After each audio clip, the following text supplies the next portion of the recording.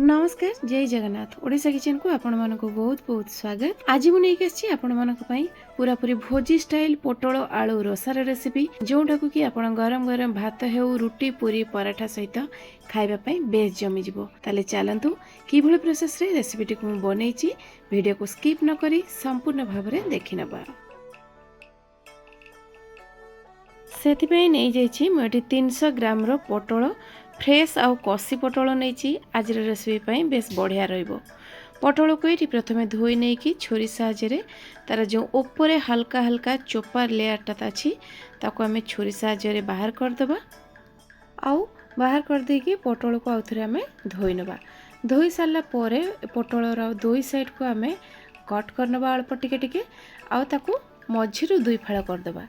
टिके तेरछे की कट लगेबा जा फल पोटल पीसटा देखिबा पई सुंदर लागिबो।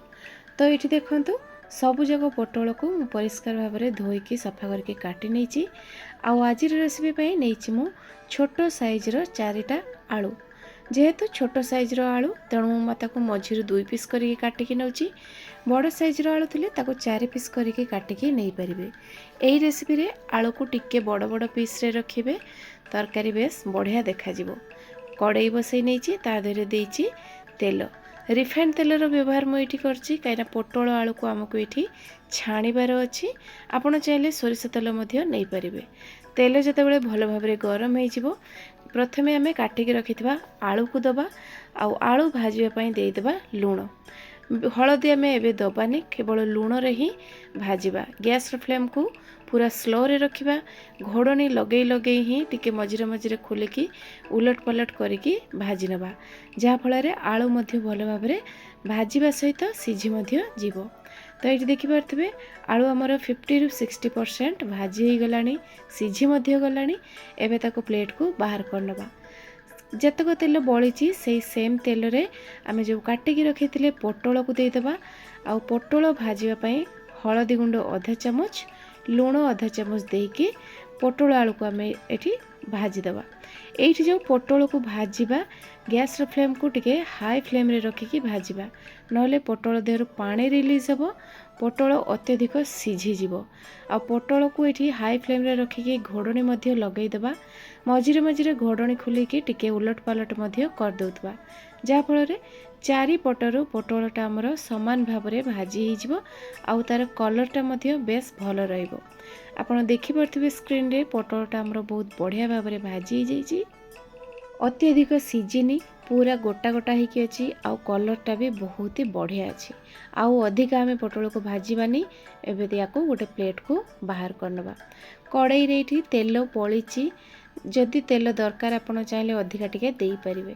2टा तेजपत्र देदेबा, गोटे डालचीनी देदेबा, 2टा सुखिला लंका, आधा चामच जीरा देबा। आउ ता छड़ा आपण पाखे जहाँ किसी भी गोटा मसला थी आपड़ ताको नहीं पारिबे। मुझे नहीं 2टा लवंग, 2टा अलैच आउ किछि जावित्री। बास किछि सेकेंड एसबू को भाजी सारा पर मीडियम साइज रो पियाज को मुझे गोटे छोट छोट पीसेस रे काटिकी नहीं। बेसी पियाज कि मसलार व्यवहार आम ये करवानी। बहुत ही अल्प मसला आज रेसिपीटी को बनैबा। पियाज को ये गोल्डन ब्राउन कलर है पर्यंत भाजी नबा। पियाज जो बढ़िया से भाजी हो देदेबा गोटे बड़ चामच अदा रसुण बटा। अदा रसुण बटार कंचा बास्ना जीवा पर्यंत आम ये भाजवा। आ तार भितर ये आम रेडी करवा गोटे काजू पेस्ट। अल्प किसी काजू को मुझे किसी समय पूर्व बतुरी नहीं, ग्राइंडिंग जार देहरे देकी तार पेस्टा रेडी करदेवी। एपटे अदा रसुण भाजी हो गला बढ़िया भाव में। एबे आमे ता देहरे देबा स्वाद अनुसार जो हिसाब रे आपण लंका खाइबे लंका गुंड, आधा चामच देबे हलदी गुंड।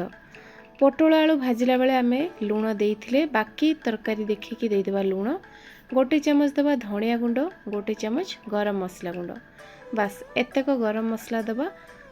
गुंड मसला जले न जावाई ये अधा कप पाखापाखि पानी देदेबा। आउ पूरा मसला देहरु ऑयल रिलीज होला पर्यंत भलसे टिके कषि नबा। एठी आमे मसला कषुचे किंतु ता देहरे टमाटो देने, तेणु गोटे छोट साइज टमाटो को मुझे कट करके नहीं। आउ टमाटो दे सारा पर ये आमे पूरा भलसे मसला को कषि नबा। देखिपे जमी मसला देहरु ऑयल रिलीज हो आसलानी। तो एबे आमे कौन करबा ना या देहरे देदेबा जो काजूर पेस्ट को रेडी करथिले से काजू पेस्ट को देदेबा। जार धोईकी अधा कप पाखापाखि पानी मध्य देदेबा। गैस फ्लेम को लो टू मीडियम रे रखिबा काई ना आमे काजू पेस्ट देइचे तले बहुत जल्दी लागी जिवो। ता छड़ा कंटिन्यूअसली एमती आमे मसला को चलई चलिबा जा फल तले लागिबनी। किछि समय पर देखि पारथिबे मसलार कलरटा बहुत बढ़िया आसी गइछि आउ मसला देहरु ऑयल मध्य रिलीज हो जाइछि। भल भाव रे जेतेबेले मसलाटा कषि हो जिवो साइड कड़र देखि पारथिबे ऑयल रिलीज हो जिवो। तो सेतेबेले आमे कोन करिबा भजा होइतिबा जो आलू पीस ताको देदेबा आउ भाजी की रखिथिबा पटल सब को मध्य एठी देदेबा। आलू पटल मसला देहरे दे साला परे आमे आउ गोटे मिनिट मसला सहित आलू पटल को एमती कषि नबा। गोटे मिनिट भल भाव रे कषि हो गला परे आमे एठी दबा गोटे कप पानी। हल्का टिके उषुम पानी नेबे बहुत बढ़िया रहिबो। आ पानी देई देकी एठी आमे ग्रेवी को किछि समय फुटिबा पई छाड़िबा। बिल्कुल भी अधिका झोल झोल रखिबे नहीं, हल्का हल्का ग्रेवी रखिबे। तो सही हिसाब रे पानी देबे। तरकारी किछि समय फुटे ही गला परे एठी आधा चामच देदेबा चीनी। चीनी देबे बहुत बढ़िया टेस्ट आसीबो। आ अल्प किछि देदेबा कटा धनिया पत्र। बास रेडी हो गला हमर पूरा भोजी स्टाइल आलू पटलर रसा। सेटा भी बहुत ही स्वादिया। आ एई भली आपण थरे खाइला मात्रे बारंबार बनैकी खाइबा पई चाहिए। तो देखिपारे दर्शक बंधु किभली प्रोसेस रे मु आजिर रेसिपीटी को बनैली। आशा करी रेसिपीटी आपको निश्चिंत भाव में पसंद आसथिबो। पसंद आसथिले लाइक करेंगे, शेयर करेंगे, चैनल नुआ थिले सब्सक्राइब निश्चय करदेवे।